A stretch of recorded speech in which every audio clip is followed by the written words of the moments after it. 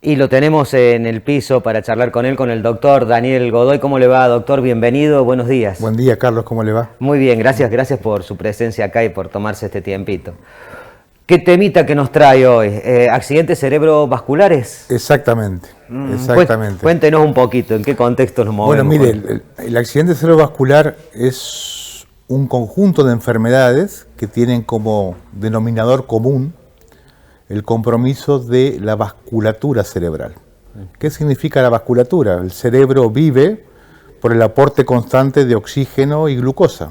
Cuando la circulación se obstruye, ahí hablamos de lo que se llama el accidente cerebrovascular isquémico, por falta de flujo y por falta de oxígeno a la neurona. Que esto ocurre más o menos en el 80% de los casos. El otro 20% el vaso se rompe. Entonces ahí hablamos de un accidente cerebrovascular hemorrágico, lo conocido por la gente como el derrame cerebral. ¿Sí? Y que eso obedece a su vez a diferentes tipos de patologías. Claro. Eso es el accidente cerebrovascular. El problema es que en la Argentina, datos oficiales, hay un accidente cerebrovascular cada 4 minutos. ¿Cada 4 minutos? Cada 4 minutos. Lo que lleva a que durante el año haya más de 100.000 casos con la mortalidad y la posibilidad de una secuela invalidante, ¿no es cierto?, bastante severa. A ver, Doc, lo detengo un segundito. Usted dice cada 4 minutos. Sí. ¿En todos los casos se da cuenta la persona es inhabilitante? O sea, ¿es una situación extrema? Excelente pregunta. Excelente pregunta y le digo por qué. Porque digamos que no hay una conciencia, producto, creo yo, de la dificultad o de la imposibilidad de que haya campañas al respecto. Porque esto es muy importante, la educación de la población. ¿Y por qué es importante? Porque en estos casos la posibilidad de recuperación es tiempo dependiente. Claro. Cuanto menos tiempo ocurra entre el inicio de los síntomas y poder asistir al centro asistencial, más posibilidades de recuperación sin secuela. No solo estamos hablando de mortalidad disminuida, sino también posibilidades sin secuela. Por eso siempre decimos nosotros, time is brain, o sea, el tiempo es cerebro. Cuanto menos tiempo tardemos, más posibilidad de recuperarnos. Entonces eso es extremadamente importante. ¿Cuáles son los síntomas? Y muchas veces el dolor de cabeza que nunca se tuvo en su vida, de característica explosiva, porque hay muchas personas que tienen dolor de cabeza, pero esto sale fuera del contexto común. Claro. Uno como que se debería dar cuenta de que es distinto el dolor. La pérdida de la visión abrupta de un ojo sobre todo, no de los dos, sino de uno. La dificultad para ver abrupta, ¿sí? La posibilidad o la imposibilidad de hablar, el hormigueo, o esa sensación rara en los brazos o en las piernas, o a veces la dificultad para moverlas. Todos son síntomas que, digamos, en cierta manera alertan a la posibilidad de que un accidente cerebrovascular se esté desarrollando. ¿Siempre uno se da cuenta? ¿En todos los casos o puede suceder que tengas un accidente? No, en todos los casos no, por eso es importante educar a toda la población, porque a veces el que se da cuenta es el compañero de trabajo o el familiar o una persona externa que no es conocida, pero si está atenta, ¿no es cierto? Eso es el otro importante. día pasaban, no sé si lo pudo ver, un accidente cerebrovascular de una conductora de televisión, donde empieza a repetir unas palabras, se quedó como en un bucle ahí. Exactamente. Y bueno, y fue el momento que le estaba justamente sucediendo esto. Exactamente, y ahí con el alerta, y si uno tiene un tiempo prudencial, que el tiempo prudencial está estipulado en más o menos 4 horas, la posibilidad de que uno pueda hacer el tratamiento para desobstruir ese vaso es alta, es muy, muy probable. Entonces es muy necesario que la gente sea consciente de esta cuestión.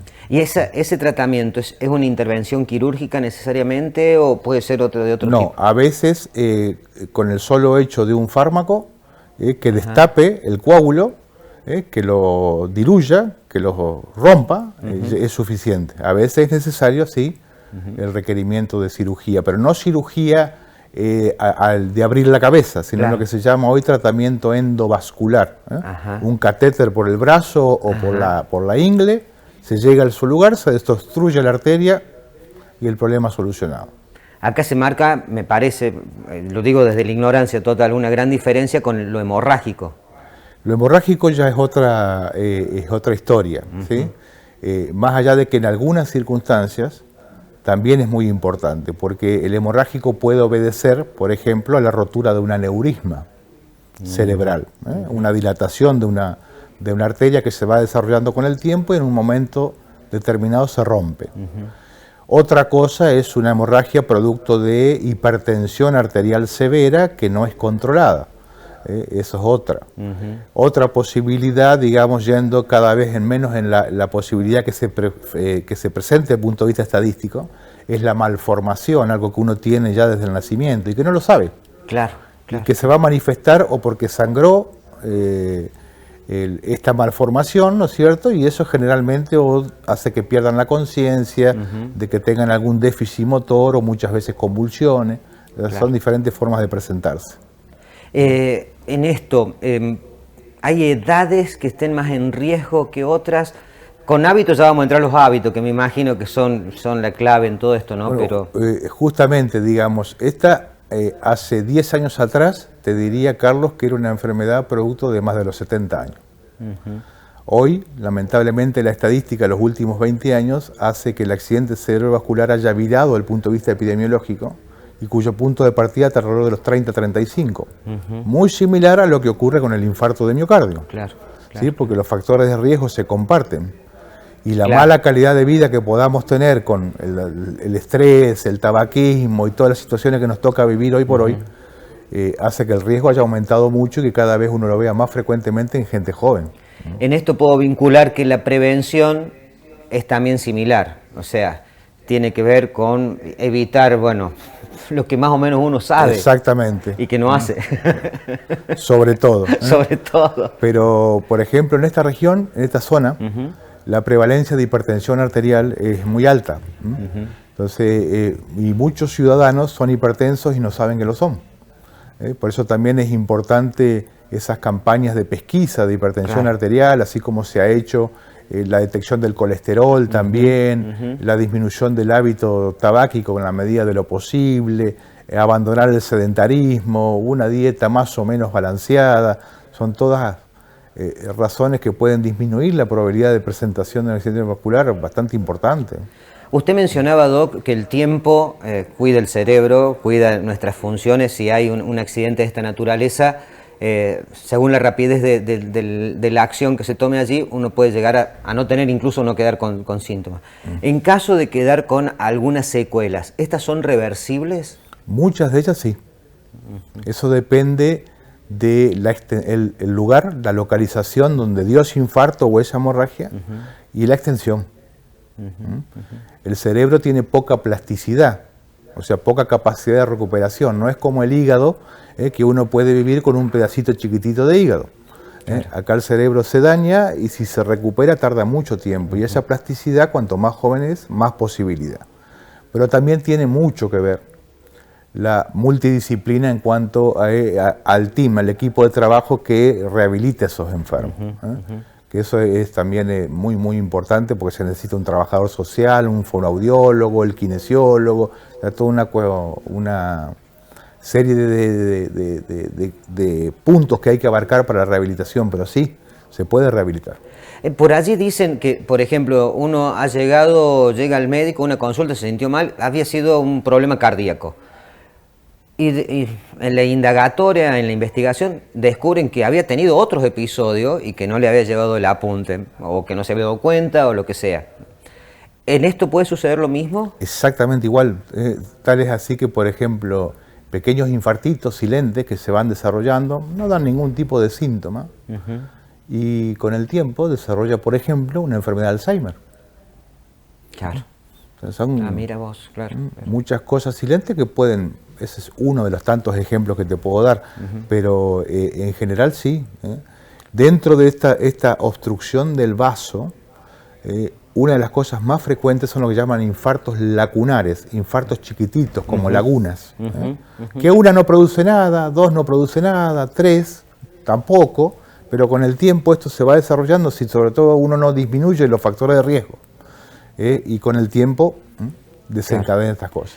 Y en esto, para saber si uno, por sus hábitos, por su costumbre, ha generado algo proclive a tener un accidente cerebrovascular, ¿qué análisis te lo indican? ¿Triglicérido, colesterol? Entre tantos, Ajá. una evaluación en contexto y conjunta, ¿sí? Un solo Claro. análisis no significa absolutamente nada, porque mucha gente tiene el colesterol alto y la arteria no está tapada, no está obstruida, o sea, no tiene Claro. aterosclerosis, y otros que sí, con muy poco colesterol desarrollan la enfermedad, o sea que eso es la evaluación en contexto. Lo más importante es ver el estado de las arterias. Claro. Y el estado de las arterias al mismo tiempo, ¿no es cierto?, en relación con los factores de riesgo que tenga. Eso es fundamental. ¿Llega gente al consultorio específicamente, más allá de que a casos extremos, donde ya lo llevan a la emergencia, es decir, creo que tuve un accidente cerebrovascular? Sí, sí, claro. En función de estos síntomas, ¿no? Absolutamente, y uno tiene que buscar ahí la posibilidad de que lo haya tenido, certificarlo o no, que eso es muy sencillo hoy por hoy con una tomografía computada, que está al alcance de cualquiera, es un método que se hace rápidamente y dentro de todo el costo-beneficio es ampliamente a favor del beneficio. Claro, claro. Con eso uno pudo ver si realmente lo tuvo o no, ¿no es cierto? Y en base a eso empezar a buscar los factores de riesgo. Y buscar las consecuencias que puede haber dejado. Exactamente. Y estas consecuencias pueden ser desde el habla, movilidad, o bueno, más graves, por supuesto. O nada. O nada. Ajá. Claro, claro, claro. Y en esto, ya que el concepto prevención es nuestro concepto madre acá, ¿qué hacemos? ¿Qué hacemos? ¿Cómo prevenimos esto? La primera es el control de los factores de riesgo, ser consciente de que uno los tiene, tomarlos en serio, tratarlos, consultar y control semestral, anual, lo que sea, porque tomando la cuestión a tiempo, todo es reversible, hasta inclusive los mismos factores de riesgo. Algunos son, como se llama, modificables, ¿sí? Claro. Uno puede modificar el hábito del tabaco, Sí. puede modificar el hábito del estrés o del sedentarismo. No puede modificar aquellos factores como por ejemplo la hipertensión arterial. A uno la puede controlar pero no la puede modificar, va a ser hipertenso toda su vida. El tema es que las consecuencias que pueda llegar a tener la hipertensión arterial va a depender del tratamiento que uno tenga. Claro. Lo mismo que el colesterol elevado, o sea, es controlable absolutamente, pero no se modifica. Uno ya nace con eso, es controlable pero no curable. Claro. Y en esto, Doc, si uno supone, creo que es de lógica, que su cuerpo no está bien, que tenés problemas arteriales que te han detectado por otros estudios y demás, uno supone que el cerebro está en las mismas condiciones. Absolutamente, eso es importantísimo. Si uno tiene las arterias enfermas, tiene todas las arterias del cuerpo enfermas. Todas las arterias. Exactamente. El cerebro no está exento, al contrario. Es uno de los más riesgos porque el cerebro, en cierta forma, no tiene mucha capacidad de defenderse, digamos, de manera alternativa. Y aparte, la función de una determinada región del cerebro no es muchas veces suplida por otra. A veces sí, pero a veces no. Claro, claro. En esta saga donde estamos viendo que los niños están con sobrepeso, que ya hay detección de pequeños con diabetes muy niños, 11, 10, 12 años. ¿Esto hace suponer que a futuro este marco etario que usted mencionaba va a ir abarcando más juventud? Sí, claro que sí, absolutamente. Aparte, hay accidentes cerebrovasculares en niños también. Es otra población, es mucho menor el porcentaje y la posibilidad y a veces las causas también, pero esto sí, claro que contribuye. No habíamos hablado de ello, pero también Catamarca es prevalente en la diabetes. Claro. Y muchos diabéticos, vuelvo al concepto, no lo saben qué son. Entonces es importante también el control del azúcar, que eso también es fácil, trimestral, semestral, ver la posibilidad, hasta uno puede tener hoy por hoy análisis que le digan que uno es diabético hace mucho tiempo.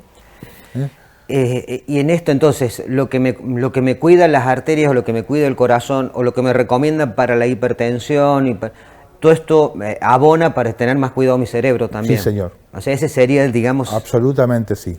Sí.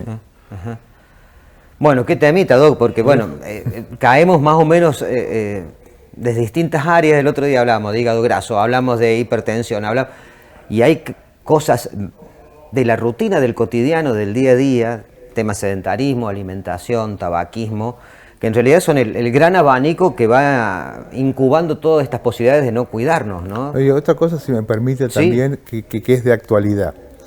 Usted sabe que yo fui director del Hospital Malbrán durante 2 años y entonces mucha gente, o hay mucha consulta con respecto al COVID y el accidente cerebrovascular.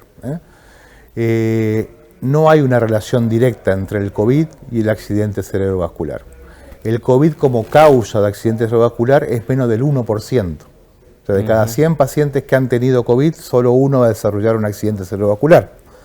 Producto del COVID, hasta el día de hoy no lo sabemos, porque hay la mitad de la literatura está a favor, la mitad está en contra.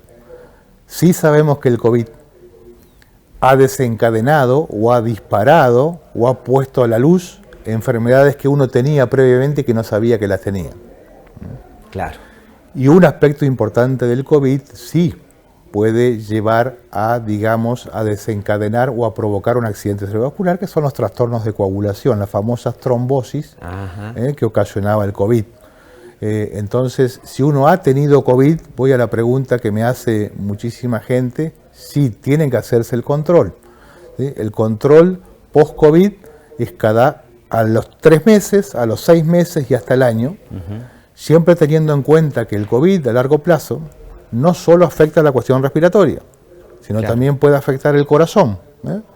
Por ejemplo, el caso del Kun Agüero, tuvo que dejar el fútbol porque apareció una complicación cardíaca post-COVID. Y también esto puede aparecer desde el punto de vista cerebral en sí, pero lo más frecuente es una cuestión psicológica, psiquiátrica.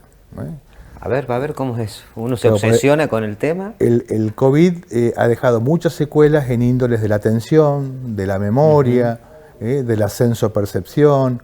A veces, por ejemplo, cuando se es más viejito y la vasculatura cerebral está más dañada, puede dar algún tipo de delirio o algún tipo de trastorno de la confusión mental. Entonces, todas esas cuestiones son mucho más importantes que un accidente cerebrovascular en sí. Y pueden ser, digamos, y la puedes estar transitando sin ninguna otra percepción de la realidad que te lo indique. Exactamente. Por eso es importante la consulta y el control al menos durante un año y sobre todo si tuvo formas graves. Claro. Me dejó sorprendido con esta última, esta conexión entre el COVID y este otro tipo de trastornos. La verdad, en el control post-COVID, ¿esto salta? ¿Podría llegar a saltar este tipo? O sea, ¿debería saltar este tipo de situaciones? Claro, exactamente. Usted dice cuando el COVID fue de una virulencia extrema.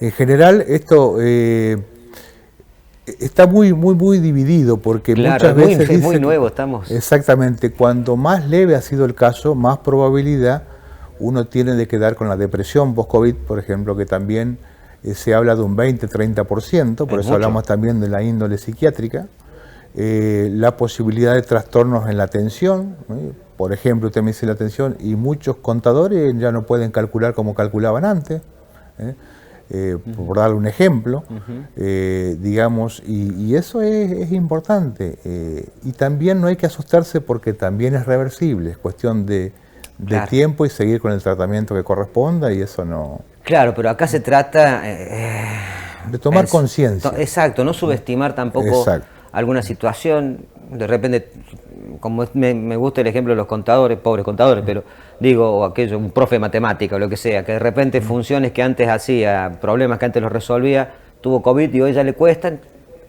Capaz que no lo vinculamos directamente y de repente tiene que ver con esto. Sí, claro. Sí, o músicos que ya no pueden tocar el instrumento como lo tocaban antes y eso, bueno, eso es bastante común. Mire, usted me deja, yo la verdad, bueno, está bueno aprender y conocer y justamente, ¿no? Preocuparnos por este tipo de situaciones que a veces en el cotidiano dicen, sí, le adjudicás, estoy distraído, qué sé yo, y de repente tienen un origen puntual, concreto, y sobre todo las cosas, Doc, que puede ser reversible en muchos casos, o sea, que se puede atender esa situación. Sí, señor. Bueno, la verdad que excelente. me llamó mucho la atención, está bueno saber todo esto y enterarnos un poquito. Te agradezco de corazón, Doc. Algún día nos sentaremos a hablar de cómo se vivieron esas horas en el Malbrán. Cuando usted quiera.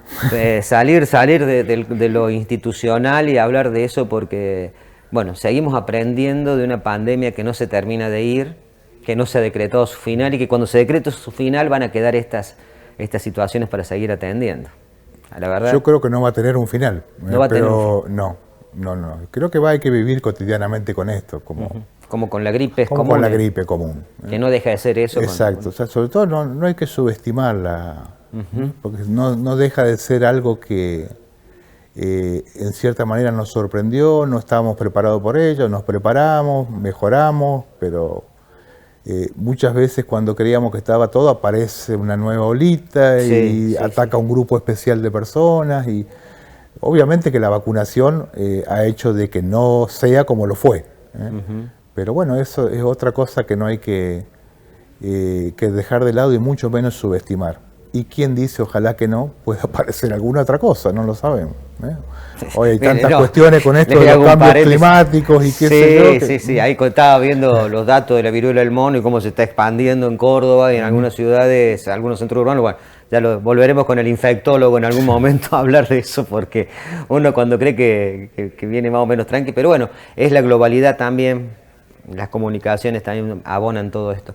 Doctor Godoy, muchísimas gracias por su presencia acá y bueno, aprovecho para felicitar el laburo que han realizado en épocas críticas. Hoy parece que fuera en una nebulosa, un sueño que no lo vivimos, el trabajo que realizaron allí en el Malbrán y ha sido, todavía recuerdo, bueno, yo he hecho guardias afuera del Malbrán para cubrir y la angustia, la ansiedad, el trabajo de todo el mundo allí ha sido realmente destacable. Así que también gracias por eso, Doc. Gracias a ustedes y a sus órdenes para lo que necesiten. Por favor, ha sido un gusto. Bien, de esta manera ha transitado por acá en Vamos de Nuevo el micro de Prevención Pasteur, que lo cerramos de esta manera.